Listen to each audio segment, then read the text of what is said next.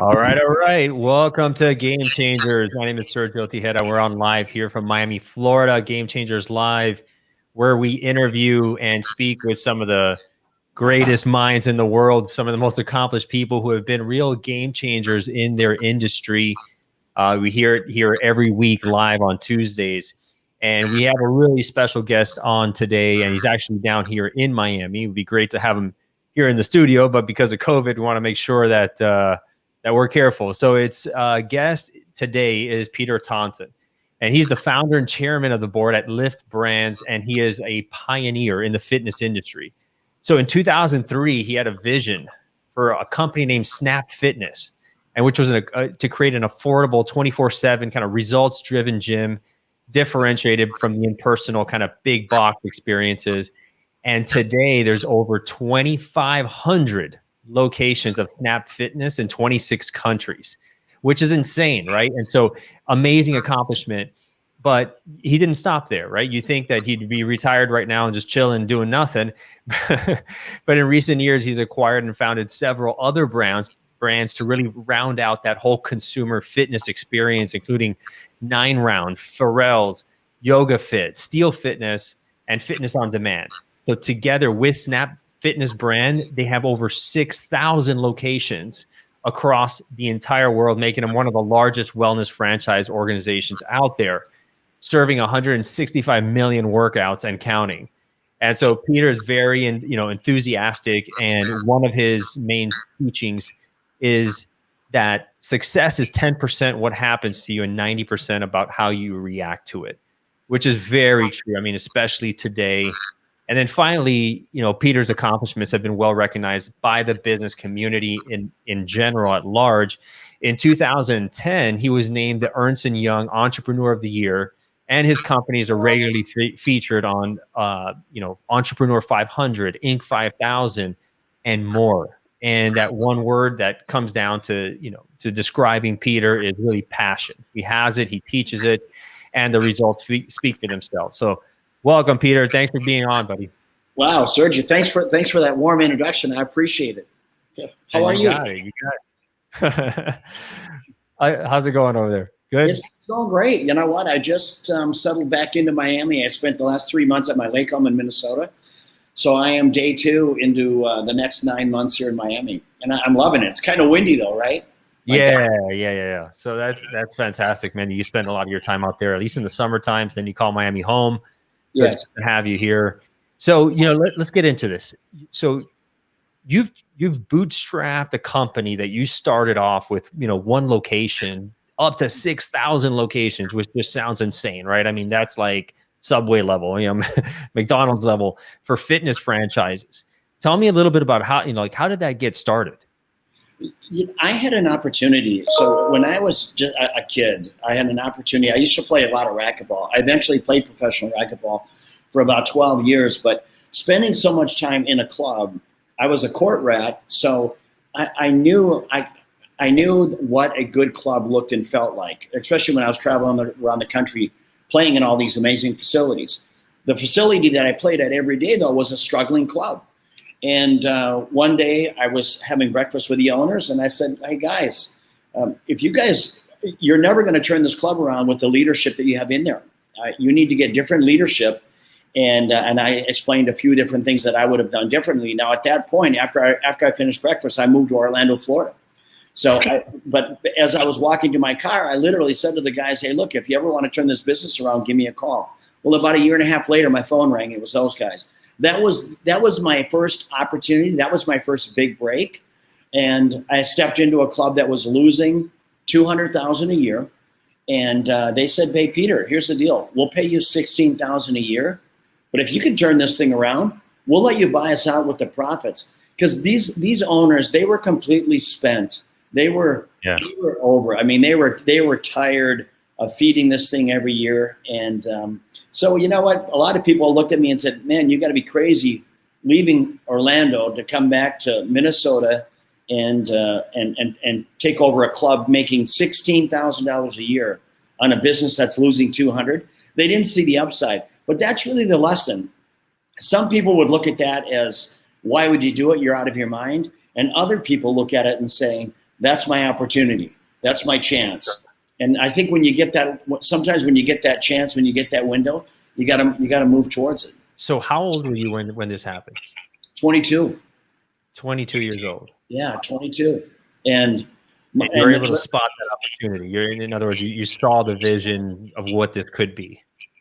Well, as a kid, I had the privilege of watching my father work at a grocery store in my small little hometown. So my dad was the type of his management style was, there was no job that he put himself above. In his little grocery store, you would see him at the checkout stand, you would see him stocking shelves, carrying out groceries. He didn't put himself above any job. Yeah. And what that did for him, I've never seen an employee base as loyal as his employee base. I mean, these people would just walk on fire for him because they knew that he was in their corner. They knew that he was on the team, right? And so for me, having witnessed that, I knew that it was going to be hard work. I knew that, but what was my downside? I didn't have to come into the business with any capital. I just had to come in with a big heart and an innovative mind. And that's what I was. I mean, it's really funny with these guys. I asked them, what's my marketing budget? I mean, they looked at me, Sergio, and they said, Peter, maybe you didn't hear us. This business loses $200,000 a year. So we don't have any marketing budget. There's no cash. There's nothing. So you had to get innovative. And I did one of my first innovative moves was bartering. I bartered for carpet, for paint, for electrical work, because I needed to give the club a facelift. I needed to give people a reason to come into this club. And it you know what? It paid off over the next 5-6 years. I was able to turn that business around.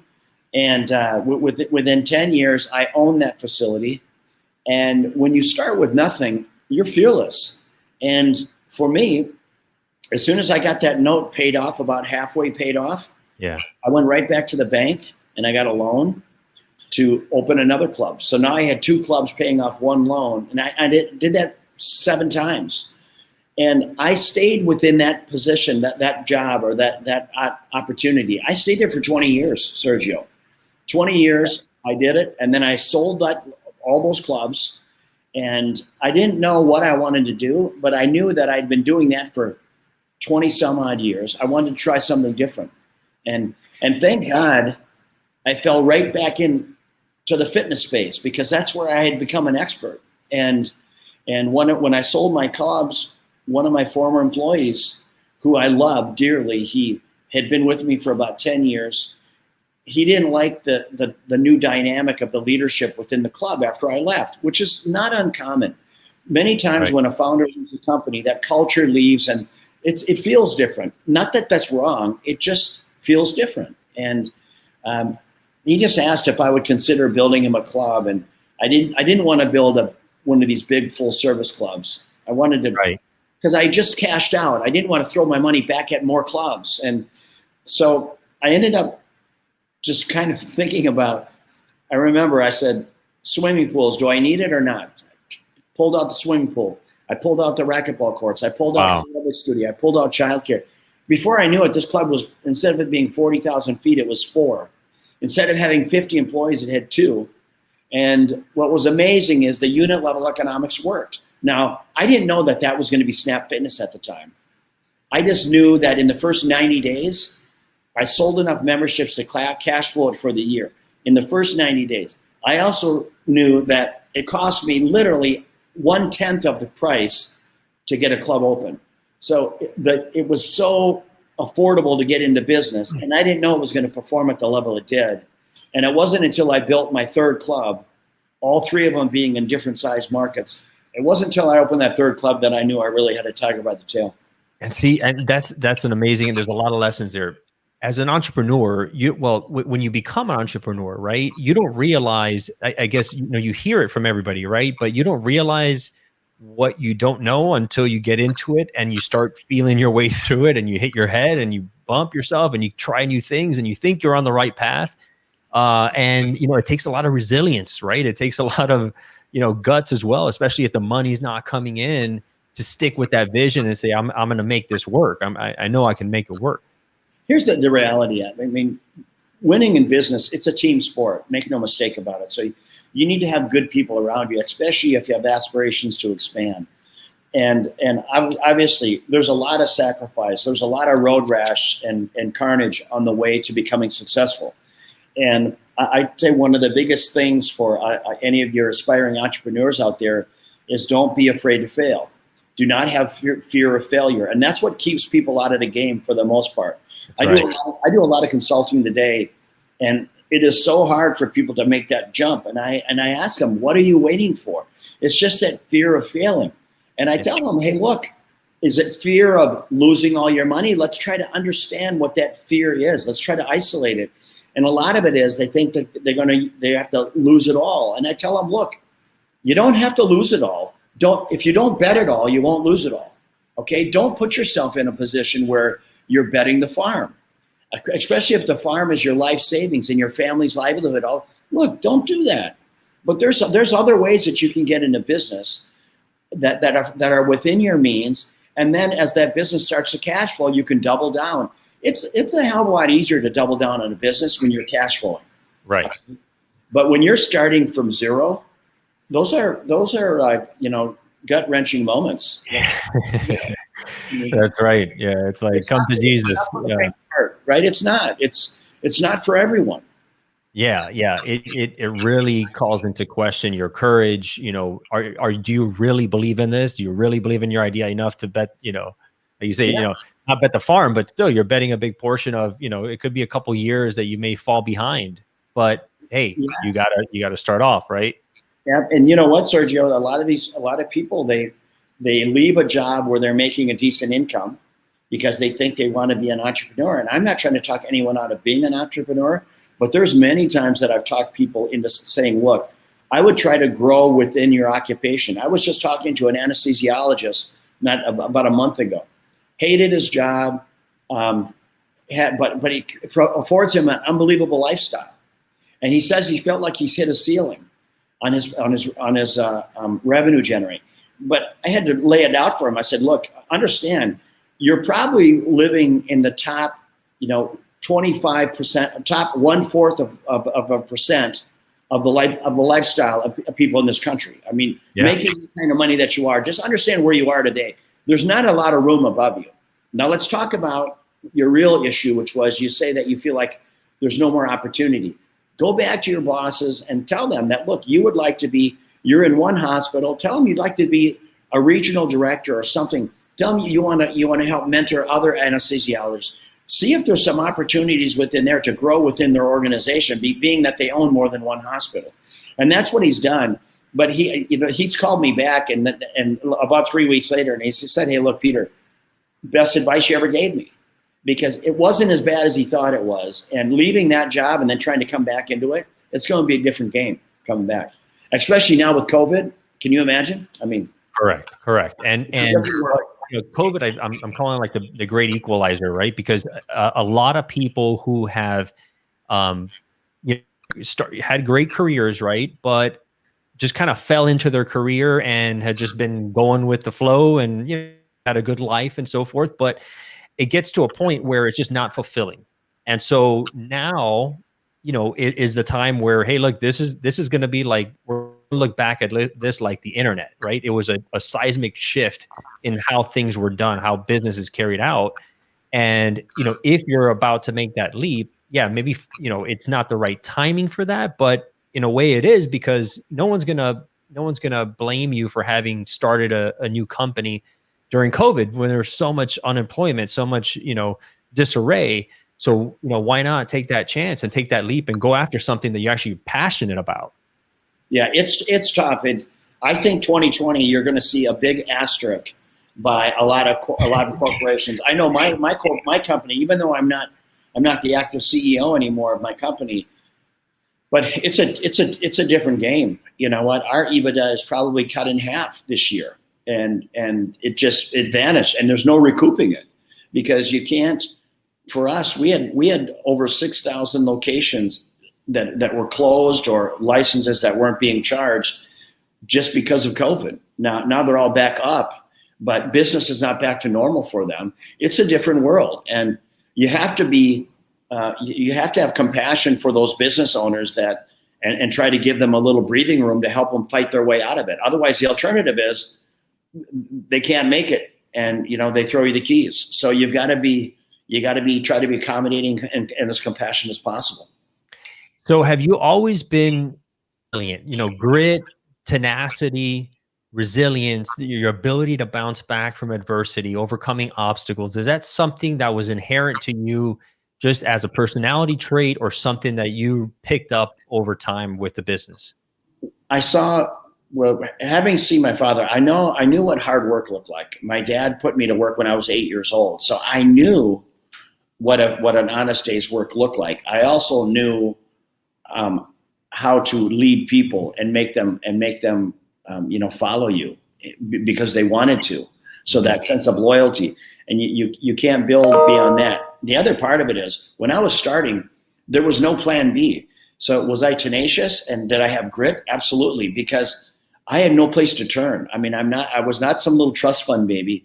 I was the youngest of 7 kids with an identical twin brother, youngest of 7. So there was no plan B. All right. So when I had my opportunity, I seized it. And then when I started to get some momentum, then I really doubled down. As soon as I got the community was willing to barter with me, it was a game changer, because things got real in a hurry for me, which is great. Yeah.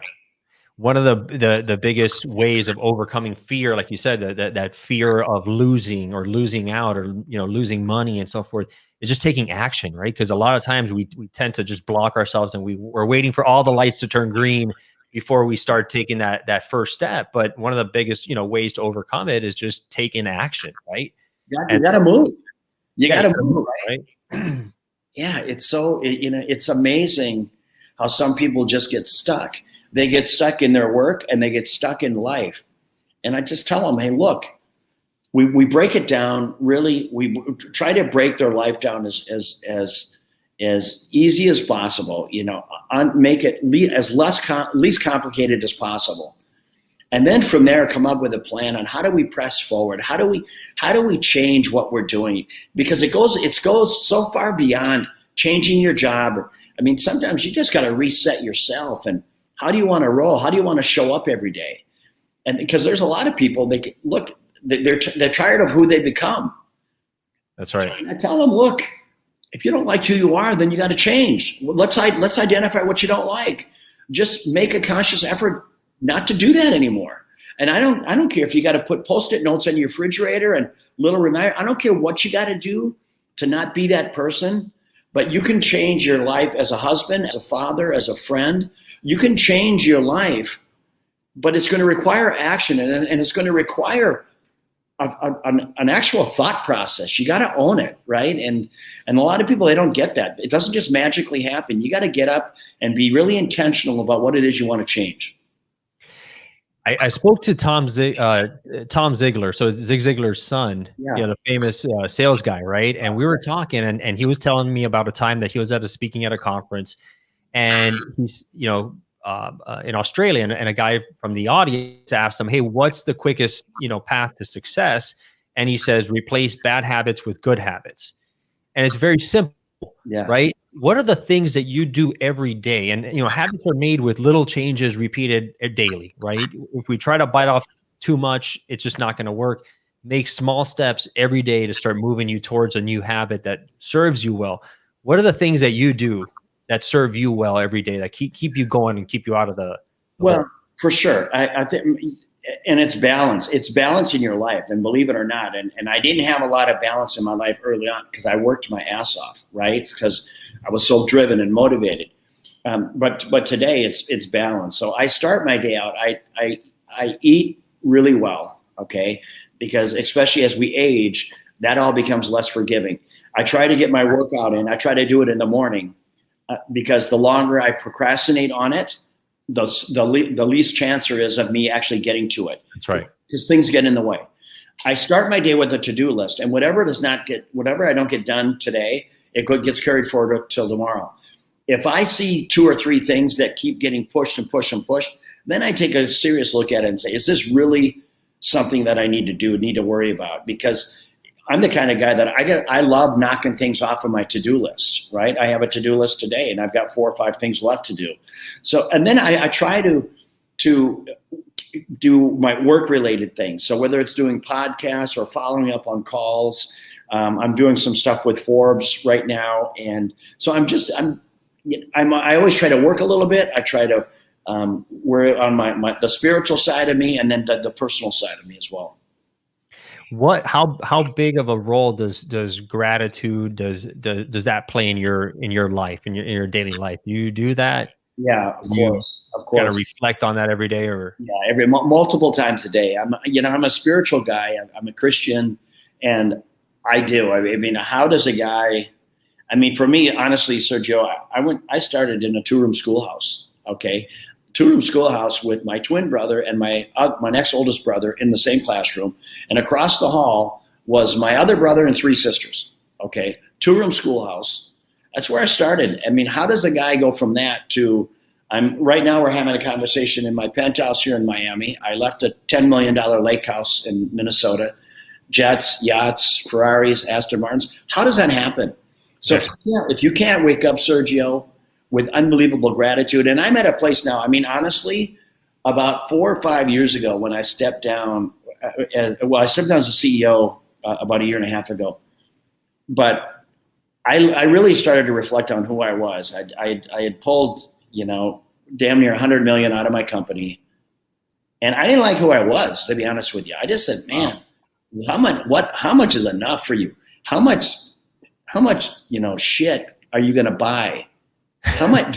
Just you can, you know what I mean? Yeah. I just said, stop it.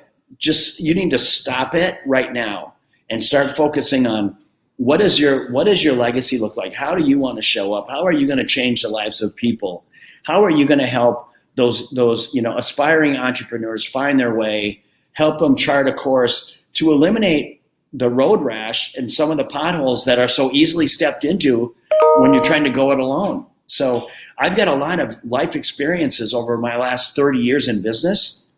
And I mean, all of those mistakes are lessons, and they don't all have to be learned, right? They don't. Sometimes if somebody could pull you aside and say, hey, look, I know what that looks like because I've been there and I've done it. And let me tell you how that story ends. I wish I would have had somebody to do that. I didn't. I had to skin my knees or literally move in really cautiously just to make sure that I didn't bet the farm in the wrong thing. So I'm extremely grateful for the life I have. I give back where I can, and I find one of the most difficult things to give back is your time, because we all get it. We all get 24, right? Mm-hmm.